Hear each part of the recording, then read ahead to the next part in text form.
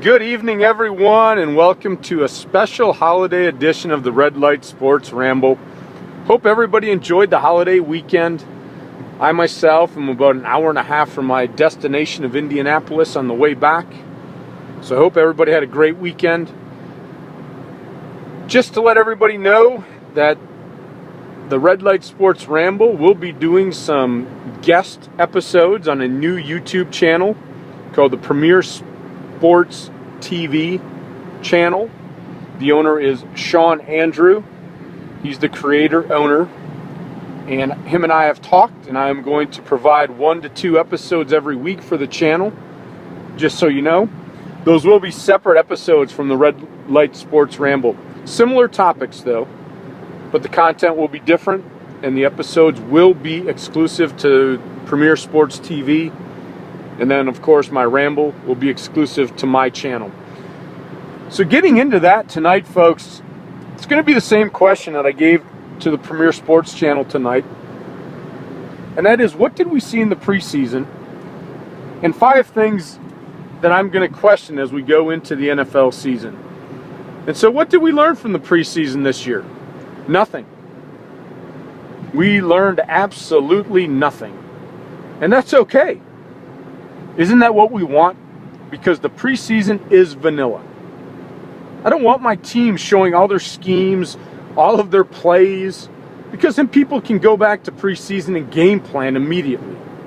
So I'm okay with the vanilla play,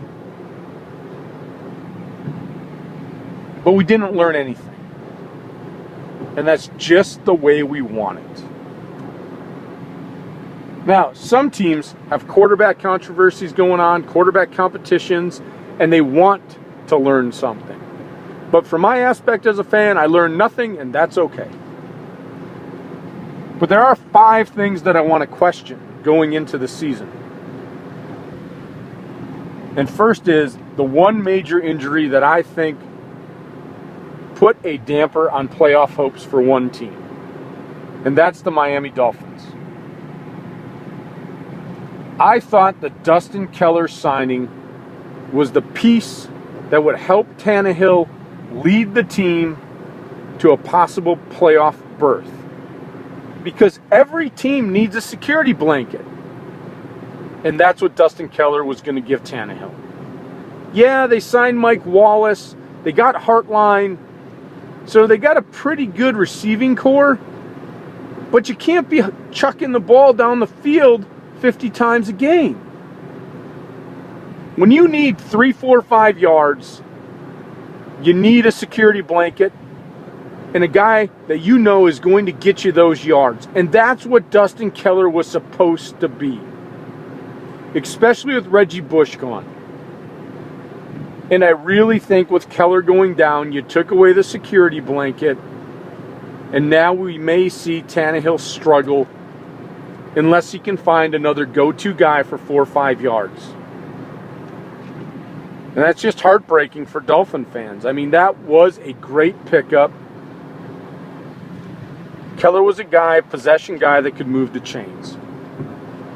My second question going into the season, is Brady going to be able to elevate the play of his young receiving core? Now, for those of you that listen loyally, you know that I had an elite quarterback episode, and I said that's what elite quarterbacks do. And so I hope he does. And I keep hearing everybody say, well, Brady will be fine. They've got a great running game. Yeah, they got a great running game because the pass opens up the running game. What if his receivers do not flourish? What if they put then 7 men in the box to stop Ridley? He's not going to be such a great runner then. Those receivers need to open up the run. And so that's a question I have going into the season. Now, with that division, I don't see any reason why the Patriots are not going to win the division. But they may struggle at times. And that's what I'm saying. How long is it going to take for Brady and his receivers to get on the same page? My third question is, how long does Rex Ryan keep his job? Now, we knew he wasn't going to get fired after the Sanchez thing in the preseason. Not going to happen. But how long is management going to stick with Rex Ryan? What's the over-under? I'm saying 8 games. He has 8 games to prove that he is the man in New York to get it done. And I don't see it getting done. I think Rex Ryan is done in New York. If he makes it past game 8, I would be surprised. But again, this is the NFL, and I'll tell you what, everything surprises us. But I give Rex 8 games. He's got half the season. And if things are not going in the right direction, I see New York making a move and bringing a new coach in. My fourth question is the Denver Broncos. And you're probably saying, Troy, why the Denver Broncos? Everybody's picking them to win. Vegas has them the favorite to win the Super Bowl. On paper, they're going to win the Super Bowl. They're the best team since sliced bread. Yeah. On offense, they're looking pretty good. 2 concerns I have. Von Miller's gone for 6 games. Dumervil is gone. That secondary's banged up just a bit. And so the first 6 games are not tremendously hard,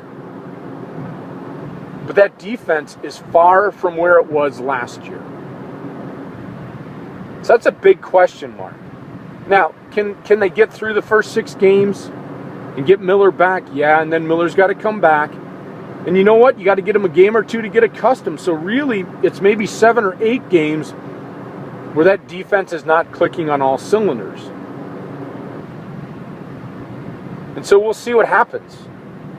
I mean, it's just a concern. I mean, you look at it, and they're missing some key components to last year's team. Now, other people are kind of brushing this under the rug because they're saying he's got all the weapons on offense and so on and so forth. But until they can prove that having the third string center is not a liability, I'm not buying it. I think it's all talk right now. Maybe some other teams can get away with this.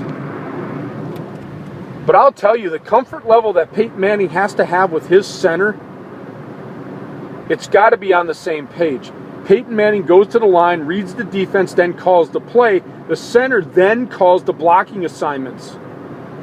Can this center handle that when the games count? Not talking in practice, not talking in the preseason. It's a bit different. You now have 60 minutes with Peyton doing this. Can you handle it? And until he can handle that, I have a concern with that center being in there. No matter who it is. I mean, basically at your third string center. And that's scary. The way that Peyton Manning runs the offense. But we shall see. We'll see what happens. And then finally, I have to have a take on my Packers. And oh, how my Packers gave me some hope, and now it's gone. And what I mean by this is the injury to Brian Bulaga. That injury made my heart sink.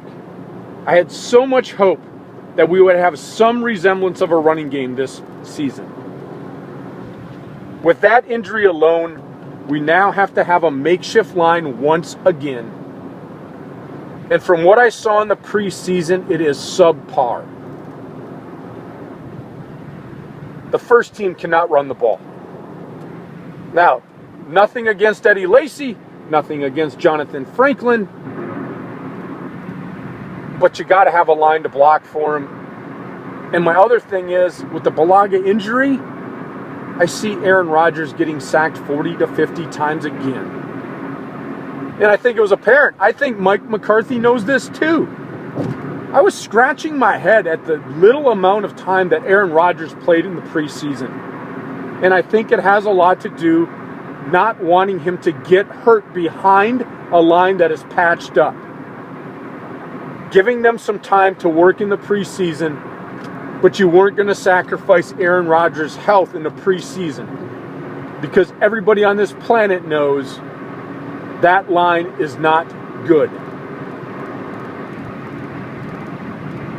I think the only line that may be worse than the Packers is the Raiders right now. So with that said, folks, to answer my question, nothing was shown in the preseason, and that's okay. But my 5 questions: Brady and his receivers, how fast are they going to get on the same page? The Dustin Keller injury with Tannehill, I think he lost his security blanket. How long is Rex Ryan going to have his job? I give him 8 games to prove that he is still the man in New York. Denver has 2 questions on defense for 6 games, and how is that offensive line and how is the center going to gel together? And then finally, the Packers running game with a subpar offensive line. With that said, people, I hope you had a wonderful Labor Day weekend. I'll see you at the next red light tomorrow night. Have a great night, everyone. As always, my pleasure.